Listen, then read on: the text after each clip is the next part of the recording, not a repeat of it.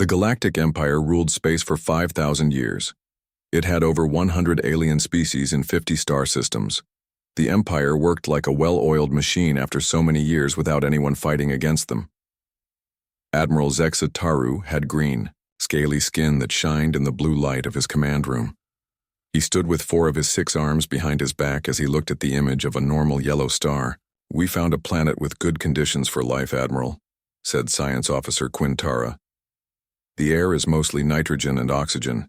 Many plants and animals live there, and they have satellites in space, very simple ones."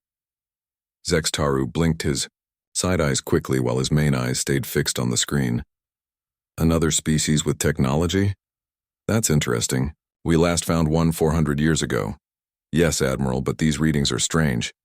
This species only has basic space travel, but their signals show they are growing their technology very fast. They went from simple radio waves to complex, digital signals in less than 1 of our years." The Admiral's mouth parts clicked as he thought. The Empire had clear rules for first contact. Watch, check if they are dangerous, and if safe, start some diplomatic talks while getting the species ready to join the Empire. The Empire only had to conquer by force twice in its long history. Most species saw it was better to join peacefully. "Get a scout team ready. Follow the standard rules. No direct contact until I say so." On Earth, Paul Miller looked through his backyard telescope at what he first thought was a new space rock. As someone who watched the stars for most of his 45 years, he had never seen anything like it. It was slightly shiny, moved in a perfect circle around Earth, and sometimes changed position in ways that normal space objects didn't. "Nancy," he called to his wife, "come look at this." Nancy Miller, who worked with NASA Communications, looked through the telescope and quickly pulled away. "That's not natural," she whispered. "We need to tell someone." Within hours, every major space agency on Earth was tracking the unknown object. When a second appeared, then a third, people around the world began to panic. The United Nations Security Council called an emergency meeting, and armies worldwide went on high alert. Major Kelly Wilson of the newly formed United Earth Defense Force looked at the satellite images with a serious face. "So they're here," she said to General Joe Carter. "The question is, what do they want?" "History doesn't give us good examples of what happens when civilizations with different technology levels meet for the first time," Carter replied, his face showing no emotion. "Let's hope they are kinder than we have been." 3 days later, as Earth governments rushed to create a unified response, the Empire made themselves known. Huge ships appeared in orbit, easy to see with the naked eye. The message they sent to every electronic device on the planet was simple: people of Earth. We are the Galactic Empire, a peaceful group of civilizations. We come to see if your species can join us. Get your leaders ready for diplomatic talks. The Empire had done this exact same thing 642 times before. It had always led to peaceful joining. They had no idea they had just made the biggest mistake in their 5,000-year history. The human leaders met in a secret bunker under the UN building in New York. Representatives from the United States, Russia, China, and the European Union sat around a large oval table. Screens on the walls showed real-time images of the alien ships. "Their ships are positioned over every major city," said General Carter, pointing to a world map with red dots showing the alien positions. "They could attack at any time." "But they haven't," said Dr. Lisa Young, Earth's leading expert on space communication. "Their message talks about peace and membership, not surrender." President Jack Davis of the United States frowned. "Membership on whose terms? We don't know what they want from us." "We need to buy time," said the Chinese premier. "Our military cannot hope to fight ships that can cross between stars."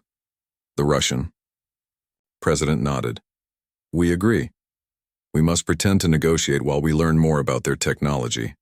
A young aide rushed into the room and handed Dr. Young a tablet. She read it quickly, her eyes growing wide. "They've sent a more detailed message," she announced. "They want to meet our leaders in 3 days, and they've included some information about their empire." Dr. Young connected her tablet to the main screen. Data scrolled across it, images of alien worlds, strange writing, and technical diagrams. Our computers are translating now, but from what I can tell, they're offering technology, extended lifespans, and protection. In exchange, we become a client species of their empire. What does that mean exactly? Asked President Davis. Dr. Young scrolled through more data. It seems like we would keep some local control, but they would take a large portion of Earth's resources, implement their laws, and require a number of humans to serve in their military forces. The room fell silent. Finally, General Carter spoke. So it's colonization with a friendly face. Precisely, said Dr. Young. And from these records, every species they've encountered has agreed to their terms. In orbit above Earth, Admiral Zexitaru received a status update from his science team. The humans are analyzing our information package, reported Officer Quintera. Their electronic communications show increased activity worldwide. As expected, said the Admiral, their response pattern matches previous species at this stage. They recognize our superior position and are preparing to negotiate terms. There is something unusual, Admiral, said the officer. Their military forces are not standing down as most species do after first contact. They continue high alert. Status. The Admiral dismissed this with a wave of his upper right arm. A primitive response. Their instincts still control them. They will see reason once we demonstrate our technology in person. Little did he know that on the planet below, humans were doing what they did best when faced with a superior force, looking for weaknesses and preparing to exploit them. Military leaders studied the alien ship positions for blind spots. Scientists analyzed the technical data for any glimpse of how their technology worked. And intelligence agencies worldwide began drafting plans for what might become humanity's first and last interstellar war. The Empire's biggest mistake wasn't contacting Earth.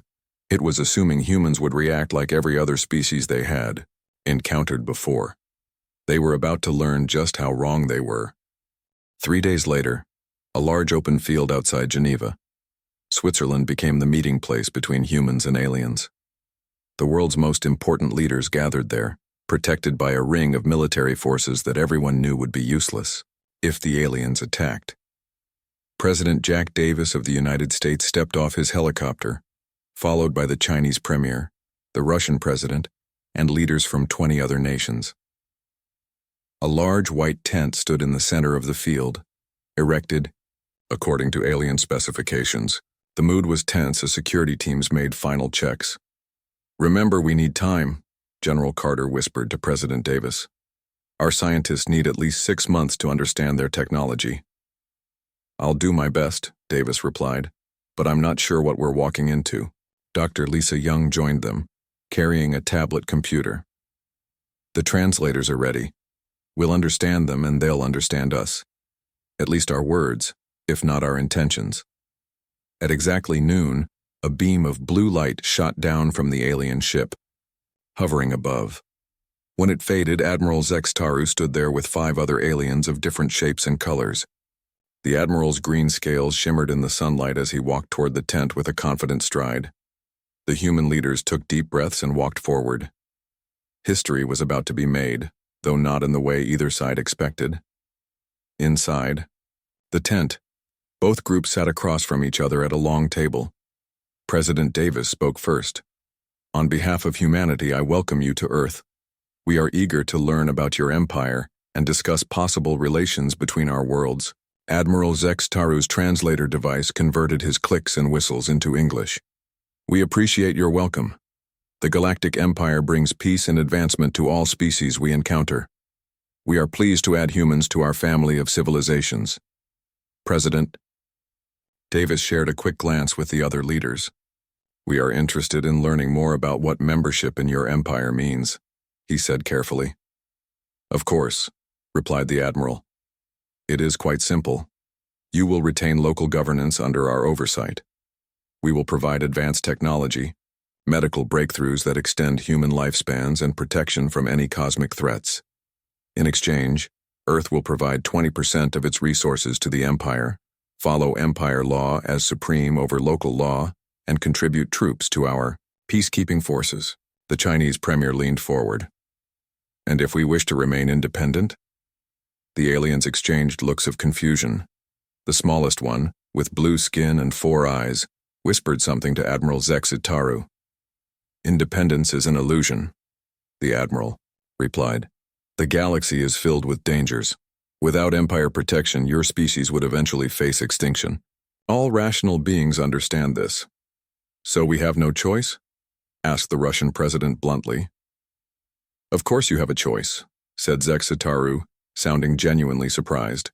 "You can join as a client species now and enjoy all benefits immediately, or you can delay and face the risks of a dangerous galaxy alone. Eventually all choose to join. It is the logical path." President Davis kept his face neutral, but inside he felt cold anger.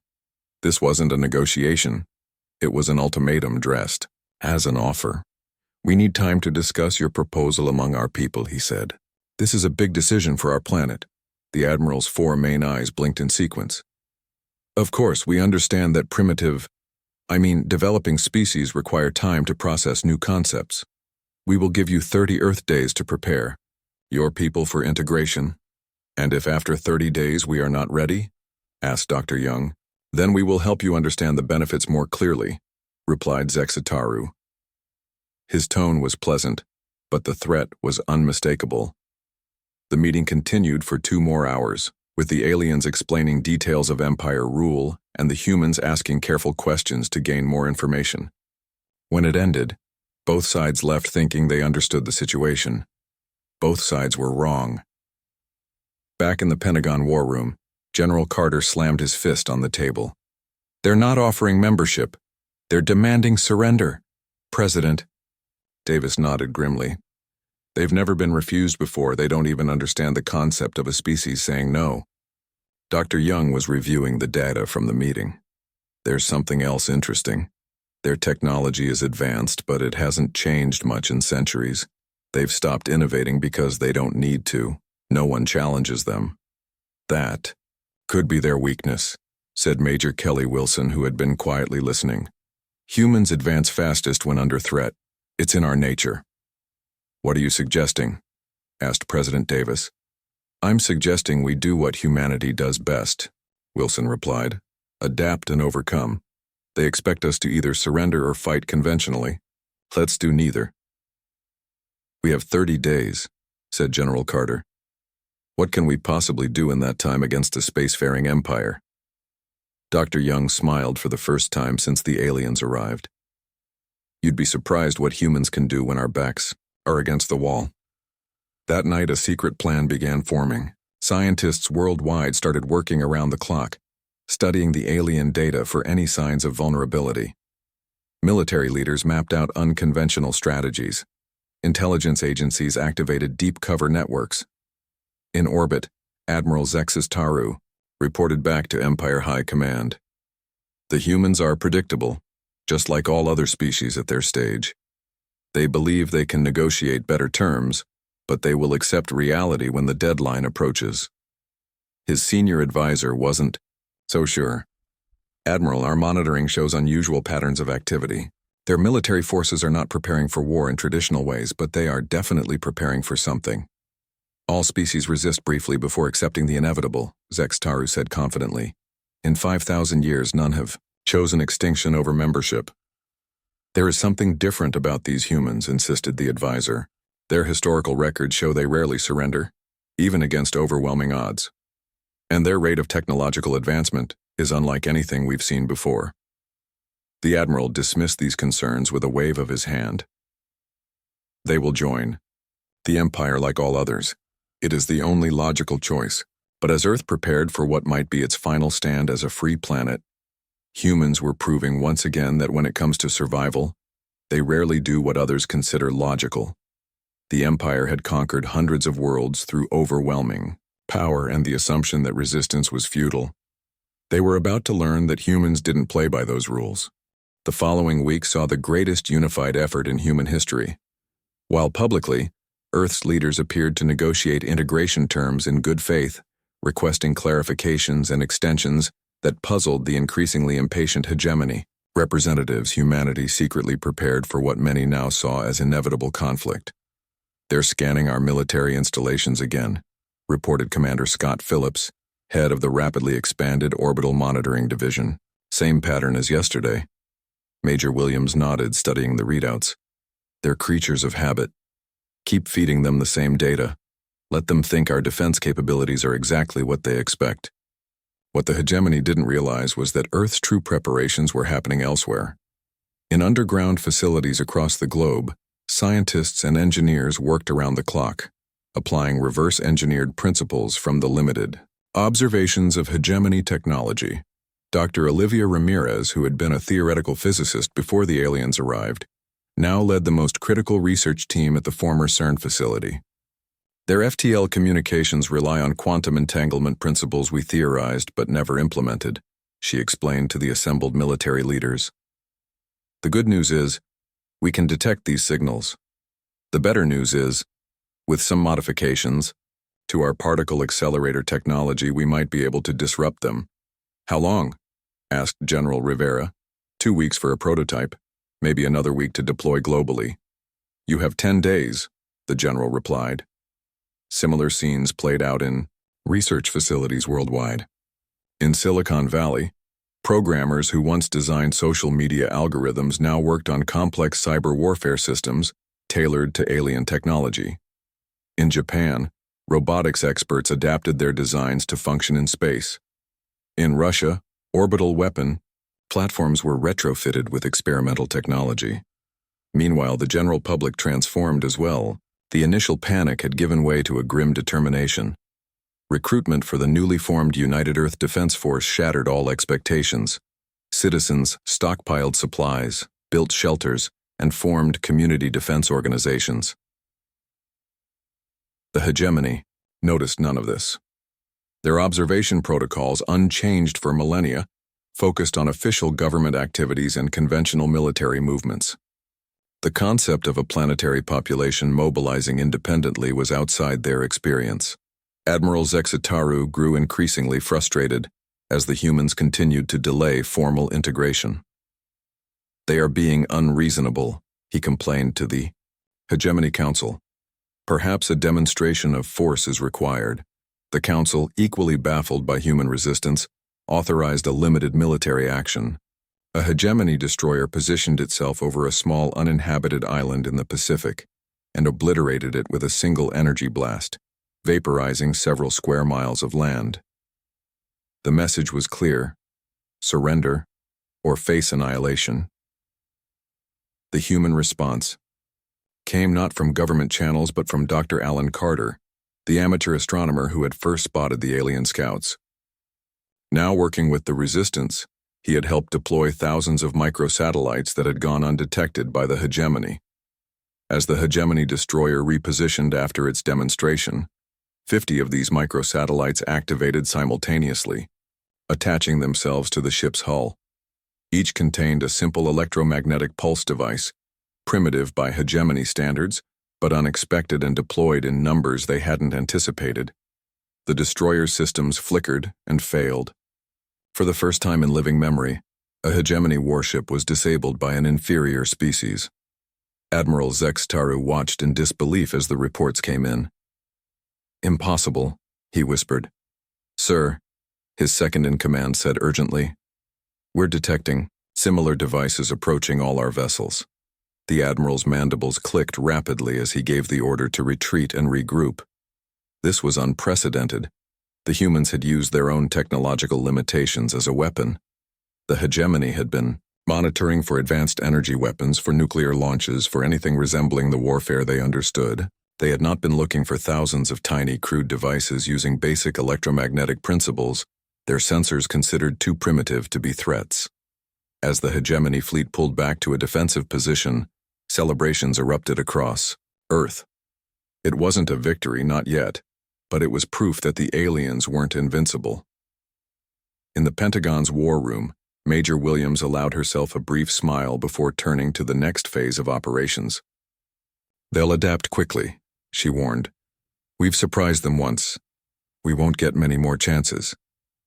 General Rivera nodded grimly. Then we'd better make the next one count. Is Operation Achilles ready? Almost. We just need their fleet in position. And how do we manage that? Dr. Walsh, who had been quietly observing, spoke up. We give them what they expect. A conventional counterattack, one destined to fail. Their cultural psychology demands they respond with overwhelming force. They'll want to make an example of us. You're talking about a suicide mission, Williams said quietly. I'm talking about a calculated sacrifice to position their fleet exactly where we need it, Walsh replied. It's what they would never expect from a rational species, which is precisely why it will work. As the room fell silent, the true nature of humanity's advantage became clear. The hegemony had expected either submission or predictable resistance. What they got instead was something their 12,000 cycles of history had never prepared them for, a species willing to sacrifice, to think beyond conventional victory, and to fight with absolute commitment against impossible odds. The Galactic hegemony's biggest mistake wasn't starting a war with humans. It was underestimating what humans would do to win it. Operation Achilles began 72 hours later. A fleet of Earth's most advanced spacecraft, a hastily upgraded collection of military satellites, repurposed space stations and prototype orbital vehicles, launched a direct assault against the regrouped hegemony forces. From his command chair aboard the UES Defiance, Captain Jack Wilson knew their chances. The mission briefing had been brutally honest. Most, if not all, of the attacking force would be destroyed. Their job wasn't to win, but to sell a convincing story of desperate, conventional resistance. All ships in position, reported his first officer, Commander Grace Martinez.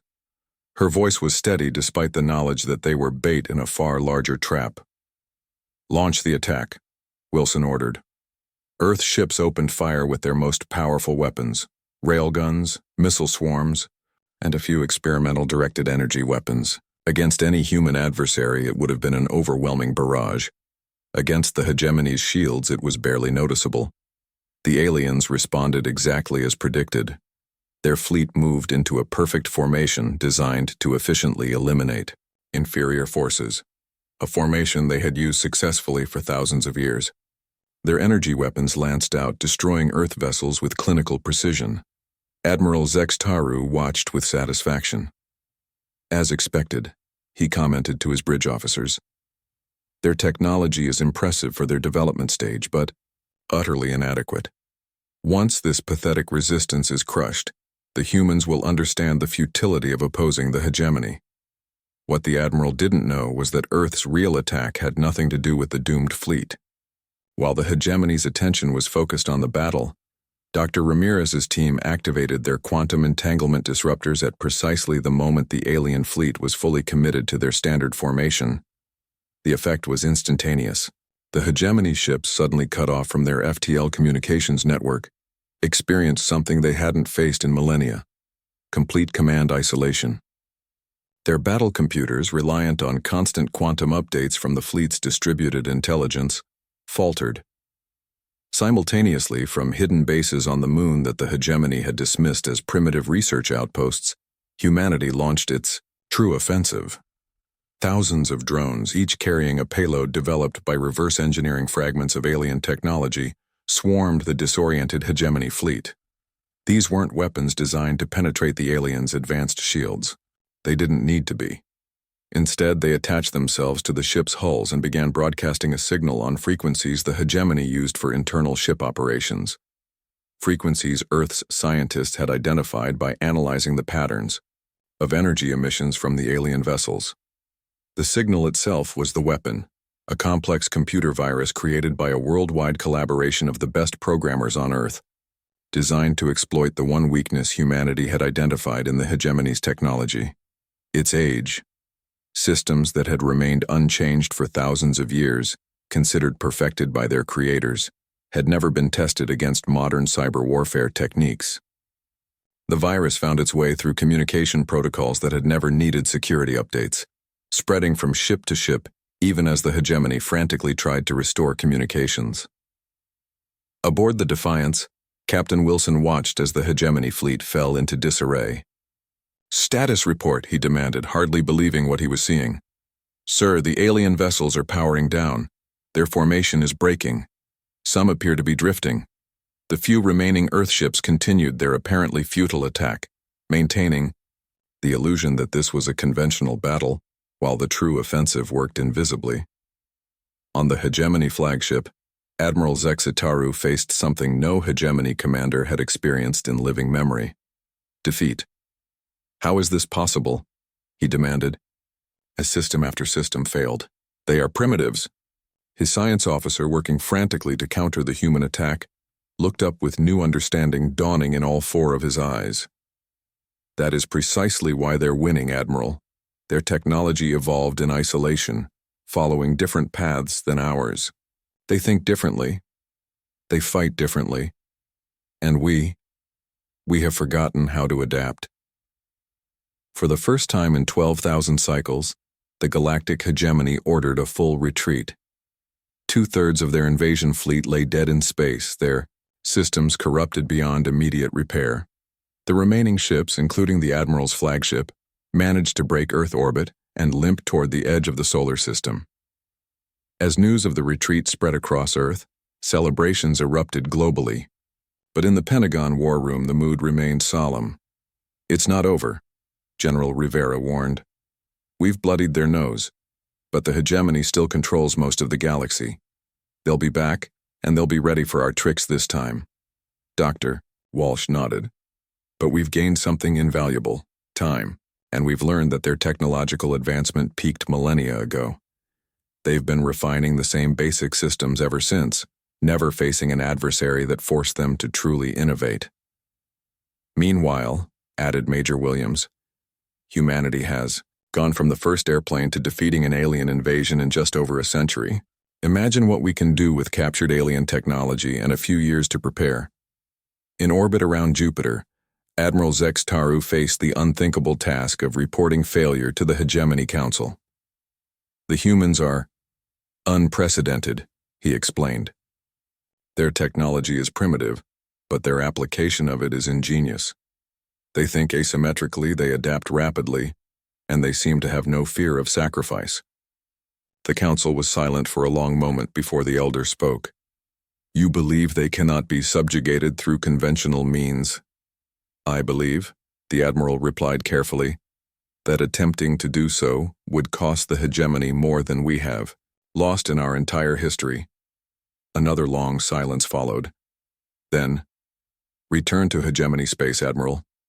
The Council must deliberate on this new information."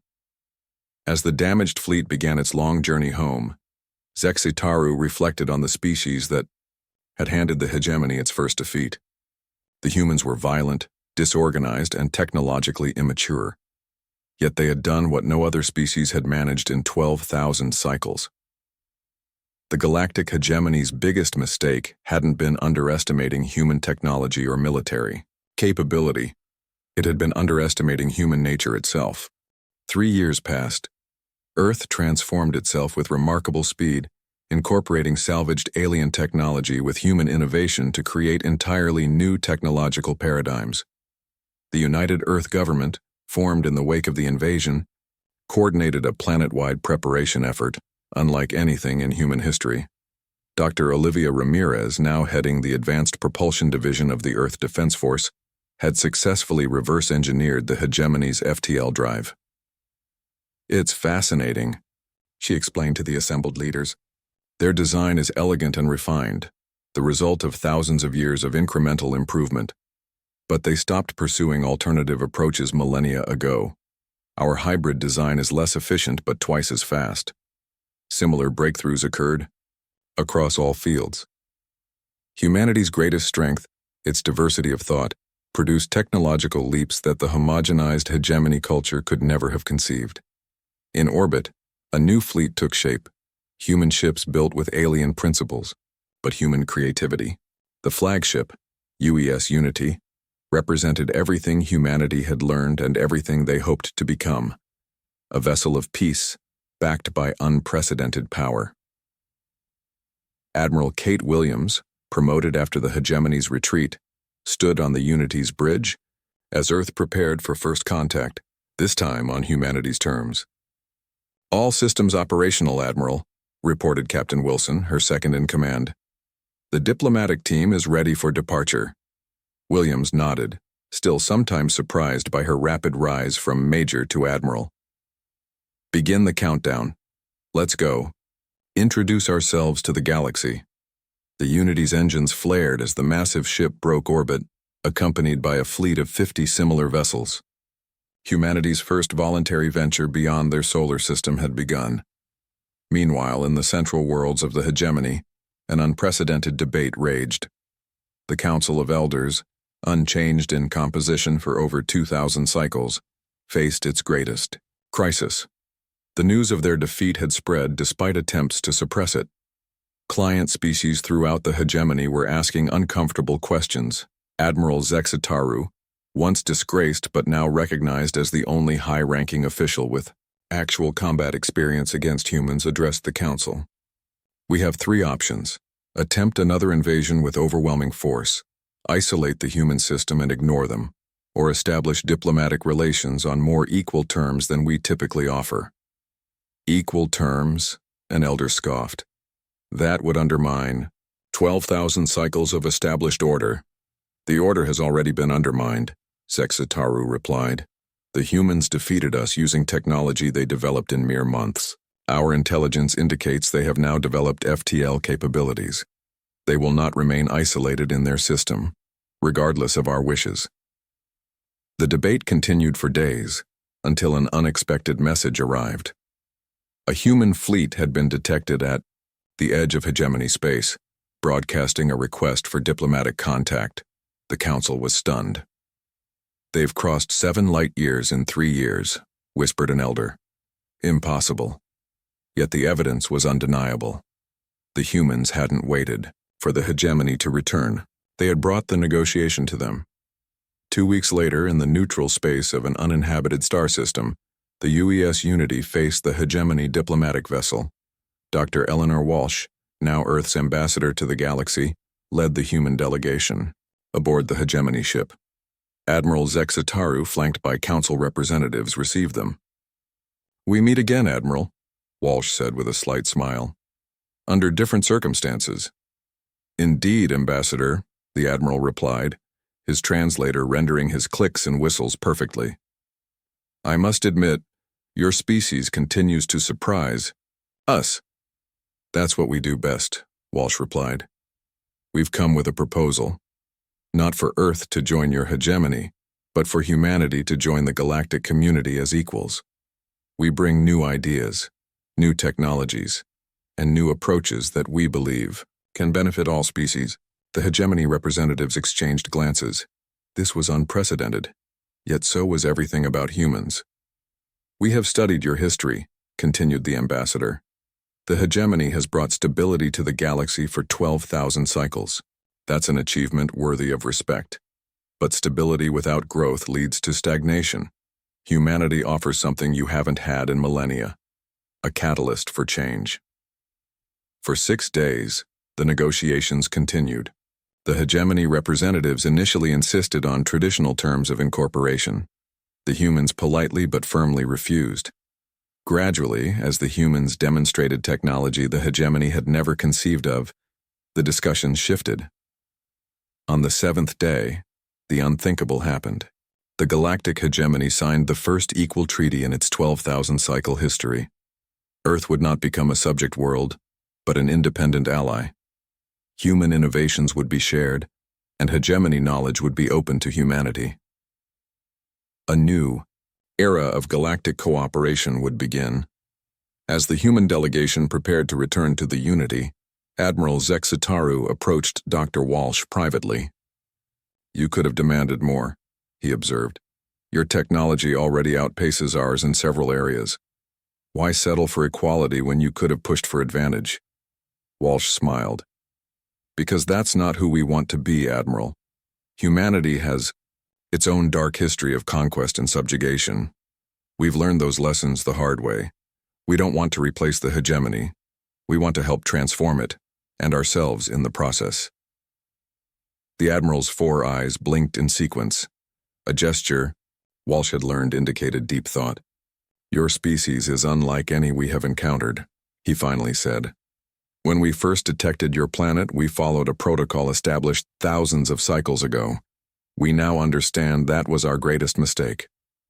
No, Admiral, Walsh replied, as she turned to leave. Your greatest mistake was assuming that all sentient life follows the same path. The universe isn't about uniformity, it's about diversity. That's what makes it beautiful and dangerous. As the human delegation departed, Admiral Zextaru reflected on the strange species that had forever changed the galactic hegemony. They were violent yet compassionate, competitive yet cooperative, primitive yet innovative beyond all expectations. In just over 3 years, they had gone from a single-planet species to a galactic power. Not through conquest, as the hegemony had always assumed was inevitable, but through the very adaptability and diversity of thought that the hegemony had engineered out of its civilization millennia ago. The galactic hegemony's first war with humans had indeed been their biggest mistake, not because they had lost, but because in losing, they had found something far more valuable than victory. They had found a future. The end.